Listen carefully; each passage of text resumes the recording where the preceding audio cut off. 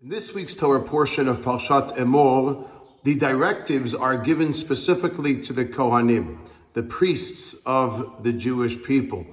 And there is a tendency as a result of that for people to believe that the Kohanim, the people who work in the confines of the Mikdash, the confines of the temple, the people who have specific restrictions that are designated for them, these Kohanim might be holier than the rest of the Jewish people, the rest of Am Yisrael. The Torah comes to remind us that this is not true, because immediately after these various ramifications and directives are given to the Kohanim, it then says, "V'nikdashti b'toch b'nei Yisrael, ki li b'nei Yisrael avadaihem."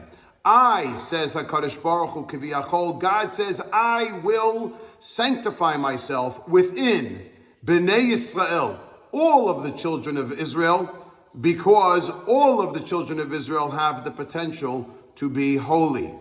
And they are innately holy. In fact, the Chidushei Harim explains that this is why immediately after the directives of the Kohanim in this week's Parsha, there are all of the directives regarding the Moadim.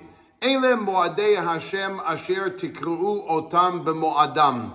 These are the various occurrences, holidays, festivals that the Jewish people are to designate, incorporate, and follow during the course of their year. Says the Chidushei Harim, what allots the Jewish people, Am Yisrael, to celebrate these festivals is not because the festival, the day itself is holy, but because the Jewish people are holy. We are sanctified people. We are a chosen people. We are a people who have chosen to subscribe to the Torah of Hashem, to embrace the principles and foundations of the Torah. And that's what allots us the opportunity to designate and celebrate the Moadim, the festivals during the course of the year, because of our innate nature and holiness that exists within us as a people. What the Torah really wants us to understand with all of these messages is, yes, the priests, the Kohanim, have a special service within the confines of the Mikdash.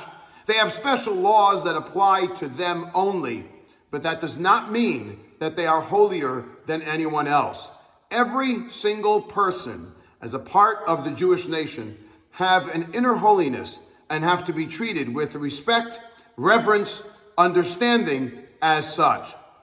If we understand this, if we embrace this principle, then we also understand that each and every one of us have to look at each other as a holy individual unto themselves and treat them with that compassion, with that understanding, with that respect, as should be done.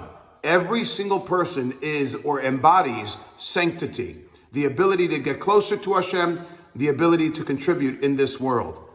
And that is a very, very important perspective for us to have, especially if we speak about someone who is suffering or dealing with challenges, who might look a little different than us. If we put into perspective that every single person as a part of the Jewish nation is holy because of their innate nature and because of the very fact that they subscribe to what we represent, that they embrace the values and morals of a people, then perhaps we'll look at every single person in a different way and approach them with that sensitivity as such. This is the Torah way, it is the Jewish way, and it always will remain the Gila way. Shabbat Shalom.